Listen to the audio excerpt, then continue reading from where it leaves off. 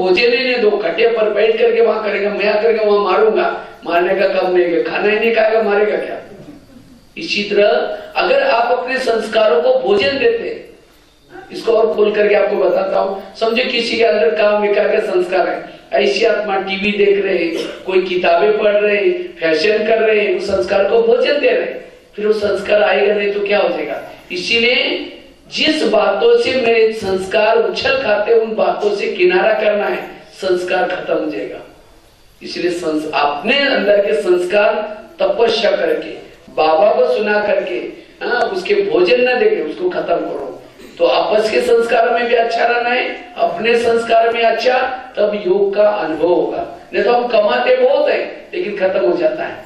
संस्कार परिवर्तन, कितनी धारणा बताई योग के लिए? पहली कौन सी बताई? परिचिंतन नहीं करना। दूसरी कौन सी बताई?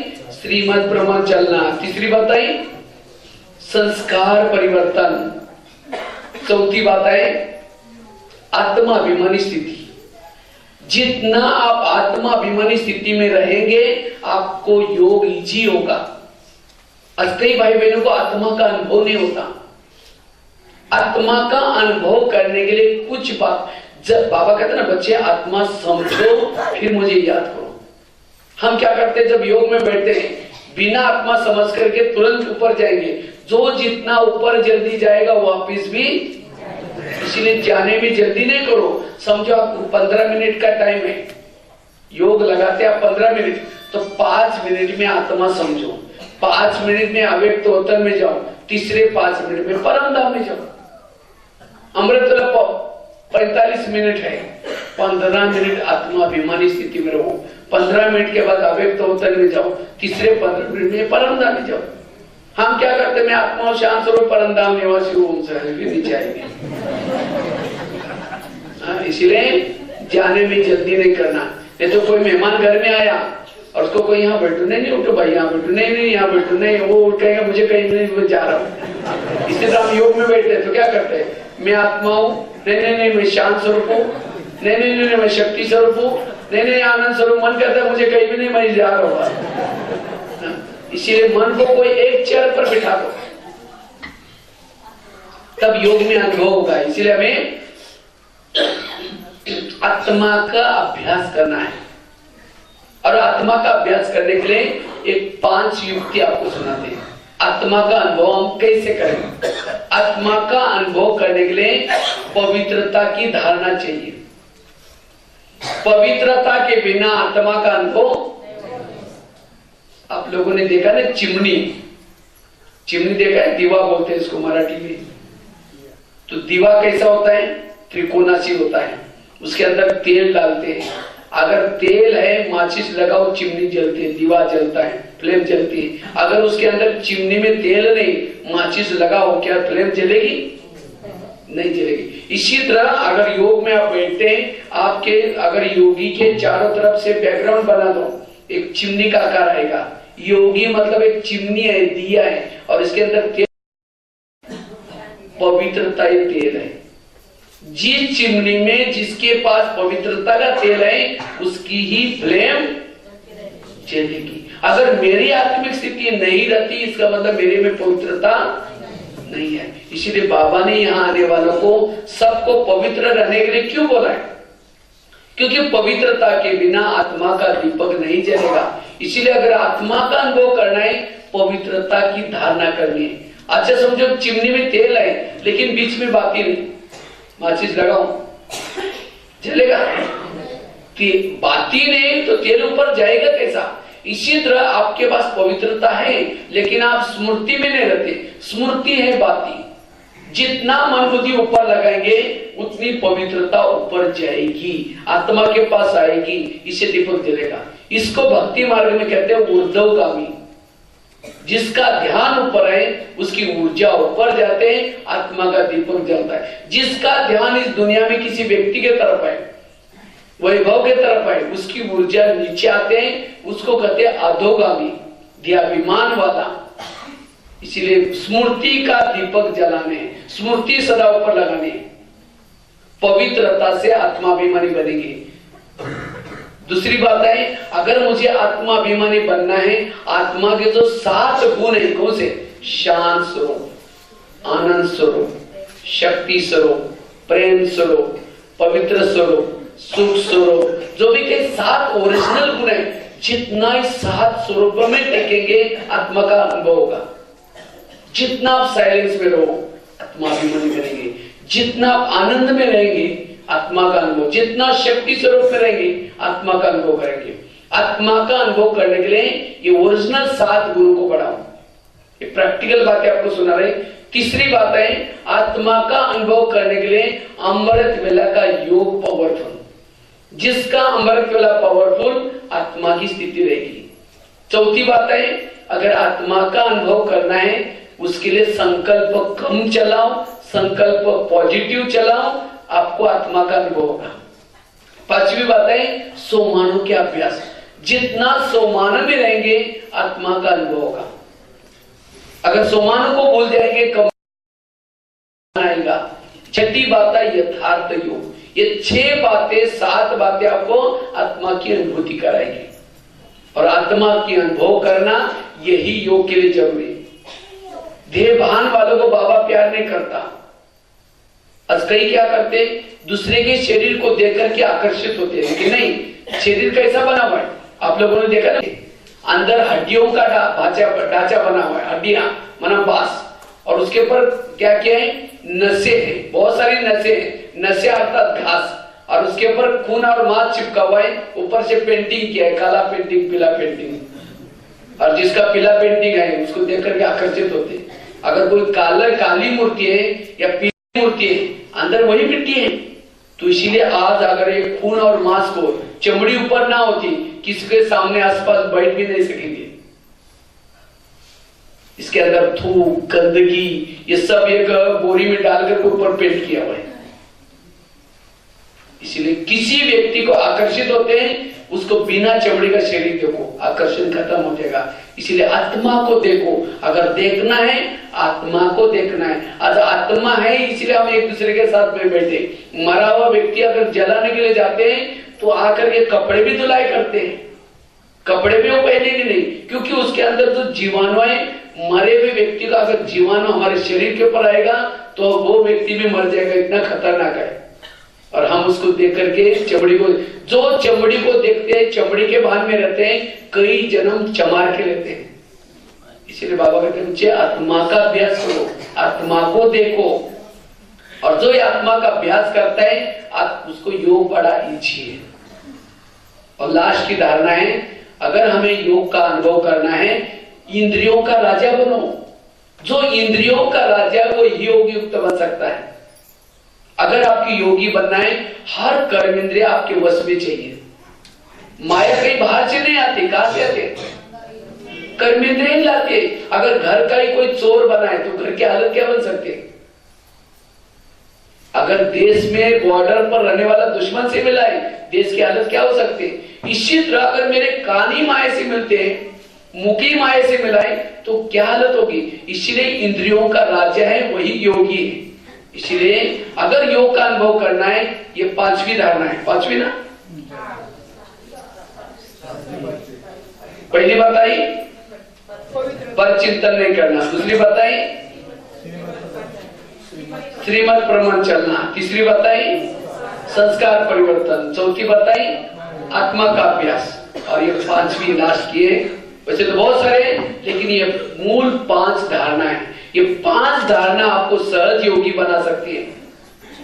तो इसलिए क्या करना है? स्वराज्य अधिकारी बनो। आप सभी को राजा बनना है। अमान्य के कितने राजा बनेंगे? हाथ खड़ा करो। जिसको जिसको राजा बनना है हाथ खड़ा करो। क्यों किसी को नहीं बनना है? मुझे डर लगता है। चलो योग करके 2 मिनट सबका चल रहा। जो इंद्रियों के अधीन है, उदास है, वो उदास है। जो किसी का श्रृंगार नहीं करते वो श्रृंगार करने वाले बनेंगी। किसी का ज्ञान से श्रृंगार नहीं किया तो वह क्या करेंगी? श्रृंगार करने वाली बनेंगी। इसीलिए बाबा कहते बच्चे श्रृंगार करो। कोई ज्ञान नहीं चलता है, धन से सेवा करता है, ज्ञान भी दूसरों को सुनाता है, लेकिन इंद्रियों पर शासन नहीं है। कर्मेंद्रिया कुछ भी करते रहते, कोई बात नहीं। ऐसी आत्मा भविष्य में साहूकार बनेगी, राजा नहीं बनेगी, क्योंकि धन से सेवा किया, ज्ञान सुनाया, और कोई ज्ञान में चलता है। इंद्रियों पर शादी किएगा, मधुवन निवासी है, जोन इंचार्ज है, समर्पित बहन है या कौन है, कोई भी हो, चाहे गृहस्थी हो, चाहे कोई भी हो, बाबा ये देखेगा इसने इंद्रियों पर शासन कितना किया है। तो राज्य बनने के लिए कहीं दौड़ने की जरूरत नहीं। शरीर हमारी एक प्रकृति है, जिसने इस दुनिया पर राज्य किया वही स्थूल दुनिया में राज्य करेगा। इस दुनिया में कितने लोग हैं? 700-800 करोड़। इस दुनिया में भी 800 करोड़ जीवाणु रहते हैं, इसमें भी 3 लोग हैं।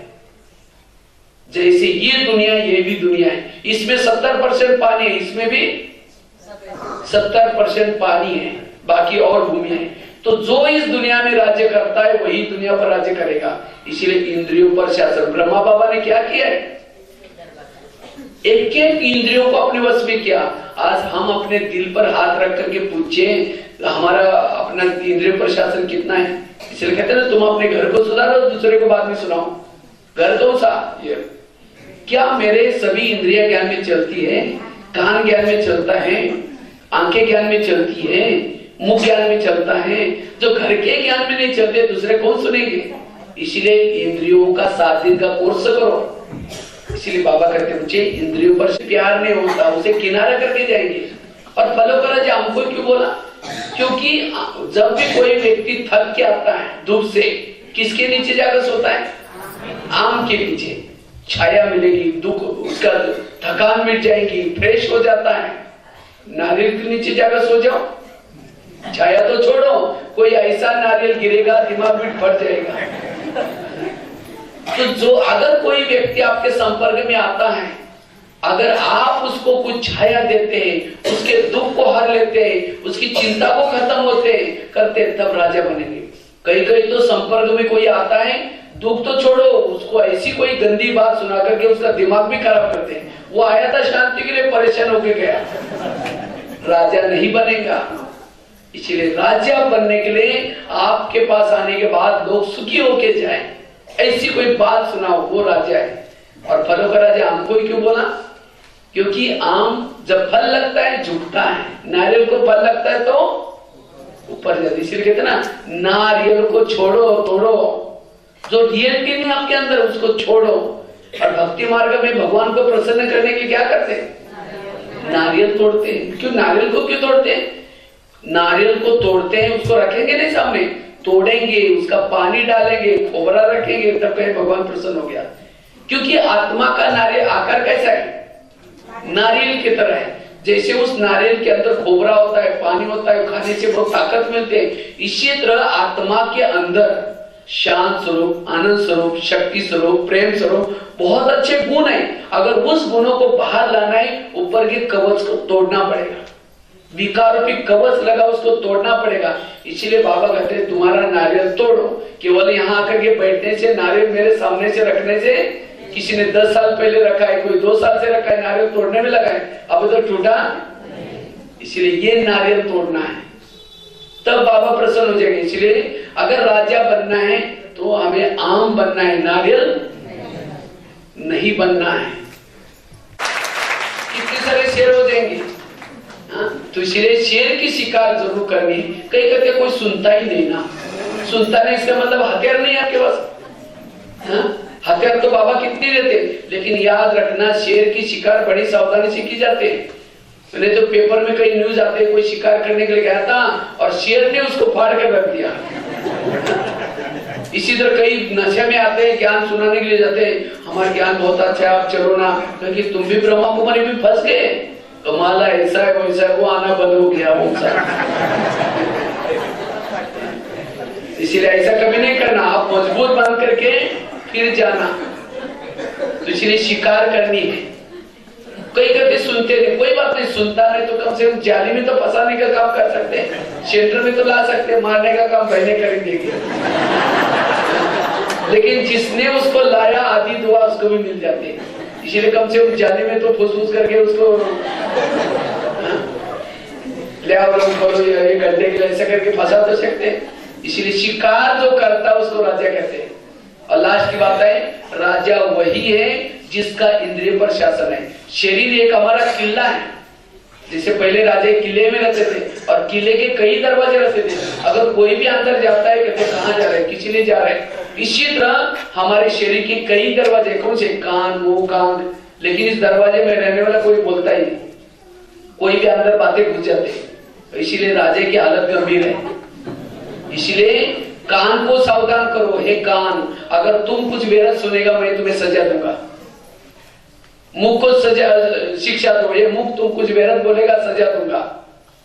सवेरे अमृत वेला उठने के बाद हर इंद्रियों को सावधान करो, शिक्षा दो। हे मेरे कान, तुम मेरे इस राजा की शान हो और तुम्हारे पर मेरा इतना विश्वास है, मैंने तुम्हें बॉर्डर पर रखा है, लेकिन तुम बॉर्डर पर रहते हो लेकिन दुश्मन से मिले हो। अगर तुम कुछ बेरहम सुनेगा मैं तुम्हें सजा दूंगा। मुख के पास जाओ, पाँव के पास जाओ, हे पाँव, तुम भी मेरे इस राजा की शान हो, अगर तुम ना होते तो मैं सेवा करने के लिए कैसे जाता। क्योंकि मुख ने किसको मिलेगी, पाँव को, क्योंकि पाँव सभी इंद्रियों को सिर पर उठा के लेके आता है। इसलिए कोई भी व्यक्ति घर में आता है उसके चरण छूते हैं, ये चरण तुम्हारा धन्यवाद, तुम इस व्यक्ति को घर। तो बताओ तुमको क्या सजा दी जाए, तुम्हारे लिए यही सजा, तुम्हें दोबारा मुरली सुननी है। सजा मतलब कोई कान काटने वाली सजा नहीं। फिर आगे चलो, मुख को पूछो, मुख तुम्हारा चाट कैसा रहा। समझो कान ने दरवाजे खोला तो तुमने तो बंद रखना चाहिए था, तुमने भी कहा हाँ सच ऐसी करते, उसने ऐसा किया, तुम्हारे लिए सजा, तुम्हारा कल का दिन कारोबार बंद रहेगा, मौन है मुख की सजा। ऐसी हर कर्मेंद्रिय को जो देखता है, अटेंशन रखता है, वो राजा है। तब जिसने कर्म स्वराज्याधिकारी बने, योग लगाना इजी है, नहीं तो वही कान से आंखों से जो देखा है, जब योग में बैठे वही बातें डिस्टर्ब करती है, योग नहीं लगता।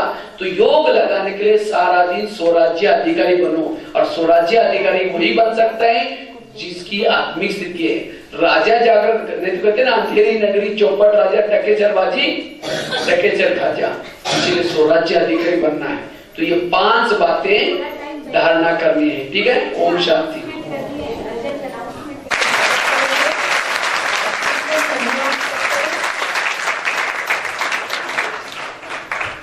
भाई साहब, पता है आपको, सवेरे से लेकर कंटिन्यू आज 3 स्कूलों में उन्होंने भाषण किया और चोपड़ा में भी क्लास किया और अभी भी करे कंटिन्यू, एक मतलब बिल्कुल भी आराम नहीं है। सवेरे 5:45 बजे से चोपड़ा गए, चोपड़ा में 3 कार्यक्रम दिए और फिर आए डायरेक्ट सानी गुरुजी हाई स्कूल में, सानी गुरुजी हाई स्कूल में लेक्चर हुआ उनका, और फिर तुरंत वहां से आके यहाँ बैठे। और अभी उनका पैसेंजर का टिकट है, 8:15 बजे यहाँ से निकलना है, भोजन करना बाकी है, लेकिन सेवा करने में और आप सभी को देख के उनको भी होम लोग आ रहा है और बहुत अच्छा सभी को रीच आया। भाई साहब को बहुत बहुत स्वागत करिए, बुके देंगे। ठीक है, सब आज का भी क्लास आप लोगों को अच्छा लगा, योग का क्लियर हो गया सबको। योग कैसे लगाने, मोबाइल की बात बताई, और ये 5 धारणा गार्ड बंद करके रखना। सभी को अनाउंस बहुत अच्छे खुश खबर है आप सभी के लिए।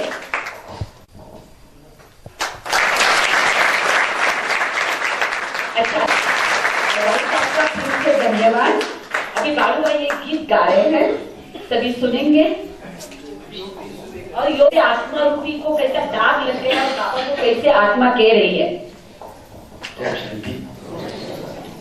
थैंक यू भाई साहब, आपने जो अच्छा परिचय दिया, अच्छा क्लास किया, ज्ञान योग सेवा धारणा पर आधारित दी गई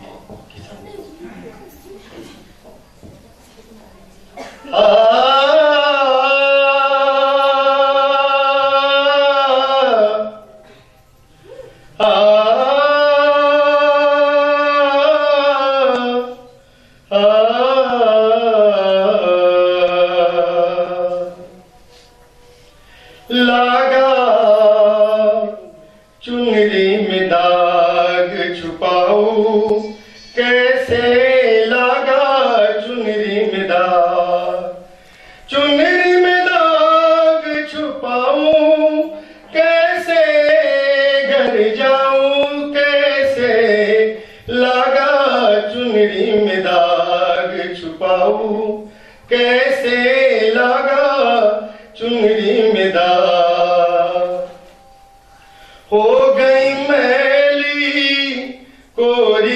चुनरिया कोरे बदल पे मोरी मैली, कोरी चुनरिया कोरे बदल पे मोरी चुनरिया। जाके बाबुल से नजर मिलाऊं, कैसे घर जाऊं, कैसे लगा चुनरी में दाग छुपाऊं, कैसे लगा चुनरी में दाग।